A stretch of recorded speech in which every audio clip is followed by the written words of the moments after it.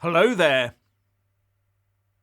Andrew Neil and GB News must be doing something right, because they are the news right now, and everyone's spelling their names right.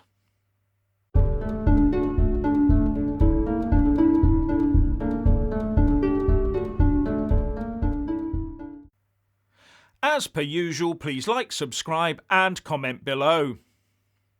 The Luftwaffe are right now very busy scoring a bunch of own goals in their efforts to take down GB News by trying to influence advertisers. And most of it seems to be coordinated by a group called something like Stop Funding Those We Hate. And even if their name isn't exactly that, it is in effect what they're demanding. And it seems their initial campaign was having an effect, as some advertisers went to great lengths to distance themselves from advertising with GB News.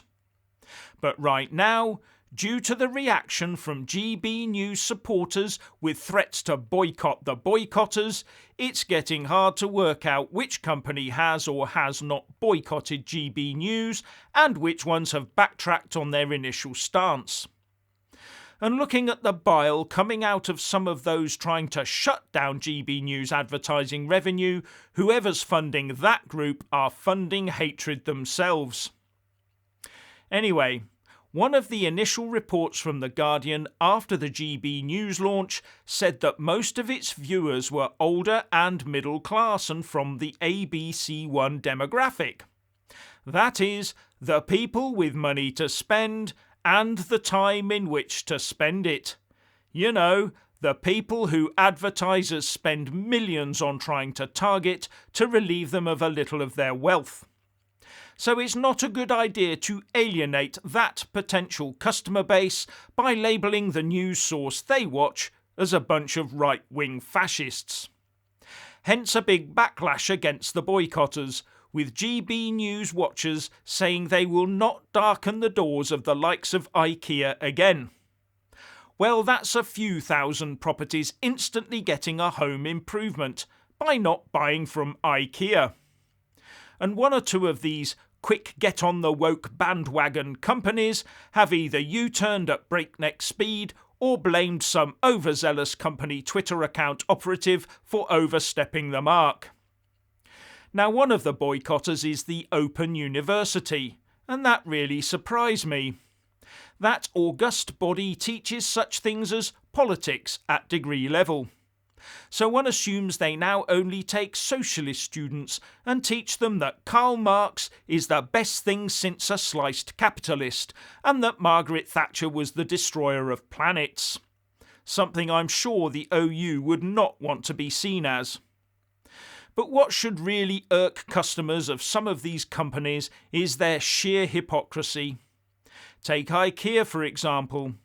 It pulls advertising from an Ofcom regulated news channel, and then we find out that it's been fined in France for spying on its own staff. And it has stores in Saudi Arabia, where women are at best third-class citizens, and being gay is punishable by death. The BBC reports that in 2020, Saudi executed 27 people. Now, this is a vast reduction from the 184 seen in 2019. But commentators put this down to the pandemic and say that there are about another 80 people in the pipeline facing the death penalty. So no wonder IKEA says GB News isn't aligned with its standards. GB News has much higher standards. So one now assumes that the campaign group Stop Funding the People We Hate, or whatever it's called, will be starting a new campaign to stop anyone accepting IKEA advertisements. If not, then we know exactly what makes that group tick, don't we? And the truth is, the soy latte guzzling, Corbyn worshipping, perpetually offended Momentum subscribers are throwing their toy unicorns at the TV every time they get triggered by Andrew Neil's face. And straight to the rescue of these tender creatures comes a flock of their own kind. Yes, the brainwashed lefty snowflakes straight out of university who have gained employment in the corporate world, deciding what is and isn't damaging to branding, from the luxury of their bedrooms in their mummies' houses. Yes, that's right. The corporate moral compass is now in the hands of a yoghurt-weaving hipster who hasn't quite yet worked out which pronoun to use when describing themselves. But through all this, GB News, a new channel that wanted to tell us the news, has inadvertently become the news. And what better way to advertise for free than having all the other news channels telling everyone about you? Marvellous!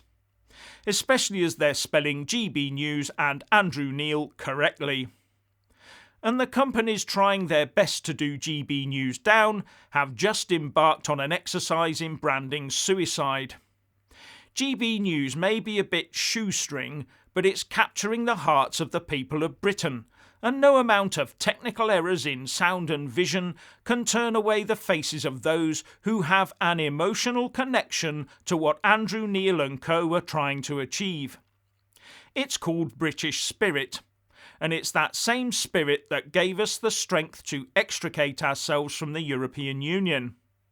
Yes, the spirit of Britain is very much alive, and we do not care if we never have to buy a flimsy, flat-packed piece of Scandinavian furniture again, nor do we care for overly sugared Scandinavian ciders.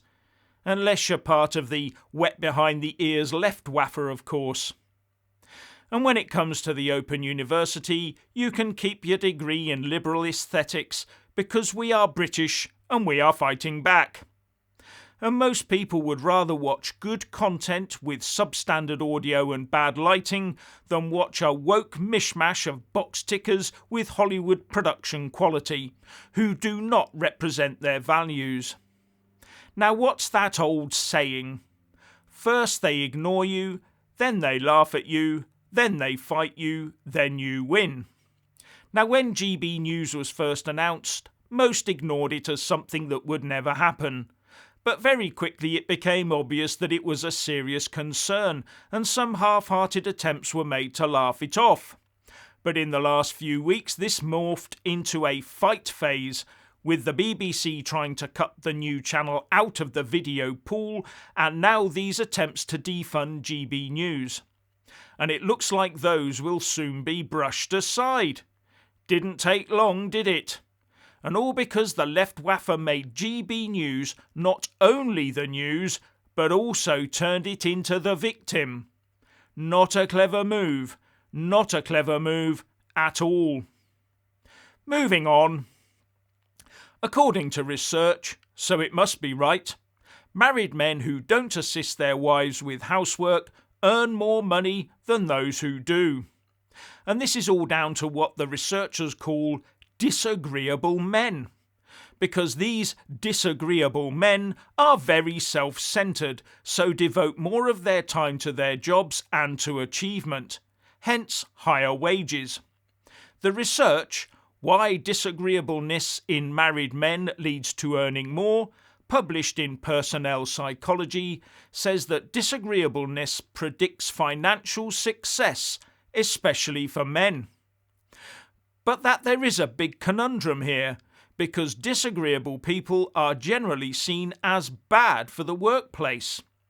But the abstract to the research says, we theorise that the male disagreeableness premium can be further understood by considering social exchanges at home, in which married men are less concerned with and helpful to their wives, especially when harbouring traditional gender role attitudes.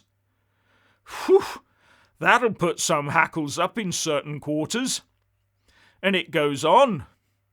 Such exchanges should allow disagreeable men to demonstrate higher job involvement, resulting in higher pay, especially when their wives demonstrate higher household performance and are highly conscientious.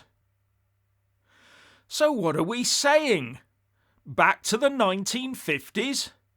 that it's good for the family finances for hubby to return home to pipe and slippers after a hard day grafting in the office, with dinner on the table in a spick and span household with a ready and willing spouse.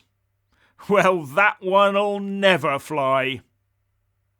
So what's your opinion on GB News being the news and men not doing housework? Please like and comment below.